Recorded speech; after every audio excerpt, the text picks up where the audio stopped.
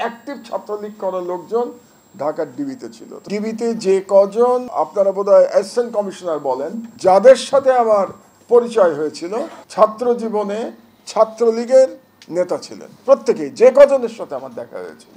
আমি রাজনীতিকরণের ইম্প্যাক্টটা বোঝানোর জন্য আপনাদেরকে করছি। কাজে পুলিশকে অ্যাজ এন ইনস্টিটিউশন অপরাধী বানিয়ে কোনো লাভ নাই। ইনস্টিটিউশনটাকে ধ্বংস করে দেওয়া হয়েছিল অন্য সব ইনস্টিটিউশনের মতো। ঢাকার যে ডিবি, সেই ডিবির অ্যাসিস্ট্যান্ট কমিশনার আমি যতজনের সাথে ইন্টারাক্ট করেছিলাম, তার সংখ্যা যেহেতু বললাম যে 39 দিন ছিলাম, অনেকের সাথে আলাপ হয়েছিল, অন্তত 10 জন তো হবে। তো 10 জন অ্যাসিস্ট্যান্ট কমিশনার, তারা বিশ্ববিদ্যালয়ে হয় সেন্ট্রাল অথবা হলের ছাত্রলীগের নেতা ছিলেন। তার মানে অ্যাক্টিভ ছাত্রলীগ করার লোকজন ঢাকার ডিবিতে ছিল। তো তাদের পুলিশ চালানোর উদ্দেশ্যটা আমরা বুঝতে পারি যে পুলিশকে তারা কোথায় নিয়ে গেছিল। 3 দিনের রিমান্ড শেষে আমাকে কোর্টে নিয়ে যাওয়া হচ্ছিল। তো যে আইও, ছেলেটা ভালো ছেলে ছিল, আমাকে নিয়ে যাচ্ছিল মৎস্য ভবনের সামনে দিয়ে। তো আমাকে বললো, স্যার আপনার বিরুদ্ধে যে মামলা করা হয়েছে, গাড়ি পোড়ানোর মামলা, আপনি এই মৎস্য ভবনের সামনে গাড়ি পুড়িয়েছিলেন। যোগ করে আমাকে বলছিল, কারণ গাড়ি পোড়ানোর মামলাটা এত অবিশ্বাস্য মামলা আমার বিরুদ্ধে, কিন্তু সেই মামলাও ছিল গাড়ি পোড়ানোর মামলা, এবং সে আমাকে জায়গাটা দেখাচ্ছিল যে কোন জায়গায় আমি গাড়ি পুড়িয়েছিলাম, সেটা মৎস্য ভবনের সামনে।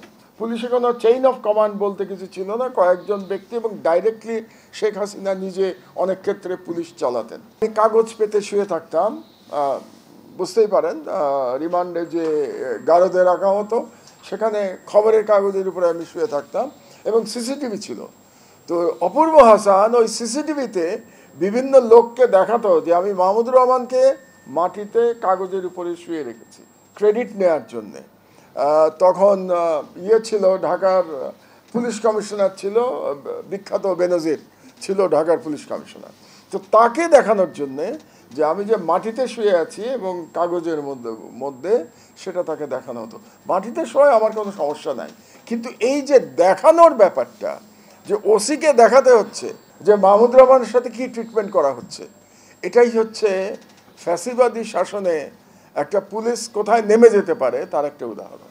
ওসি সালাউদ্দিন আমাকে খুব গর্বের সাথে বলল যে আমার সাথে তো প্রতিদিন আপার সাথে কথা হয়, অর্থাৎ ওসি সালাউদ্দিনের সাথে সরাসরি আপার সাথে কথা হয় প্রতিদিন। সত্য মিথ্যা আমি বলতে পারবো না, সে নিজের গুরুত্ব বোঝানোর জন্যে আমাকে বলল। আমি এই রিমান্ডের ব্যক্তিগত আমার সাথে কি করা হয়েছিল ওই গল্পে যাচ্ছি না, আমি স্ট্রাকচারটা বোঝানোর চেষ্টা করছি আপনাদেরকে। তো তাহলে ওসি সালাউদ্দিনের ক্ষমতা আইজির ক্ষমতার থেকে তো কম ছিল না, কারণ সে তো প্রধানমন্ত্রীর সাথে সরাসরি, লিগাল আর ইলিগাল, প্রধানমন্ত্রীর সাথে সরাসরি কথা বলতে পারছে। তো এভাবেই ডিস্ট্রয় করে দেওয়া হয়েছিল পুরো সিস্টেমকে। কাশিমপুর জেলে থাকতাম, এবং সেখান থেকে রেগুলার আমাকে ঢাকায় আনা হতো মামলায় হাজিরা দিতে। তো আমার সঙ্গে অনেক কনস্টেবল থাকতো প্রিজন ভ্যানের মধ্যে। সেই কনস্টেবলরা আমাকে বলতো, এই প্রধানমন্ত্রীকে তো আমরা রেখেছি, মানে একজন পুলিশের কনস্টেবল আমাকে বলতো যে এই প্রধানমন্ত্রীকে আমরা রেখেছি। So that was the image of police. তো এই ছিল আপনার প্রি রেভলিউশন পুলিশের চেহারা।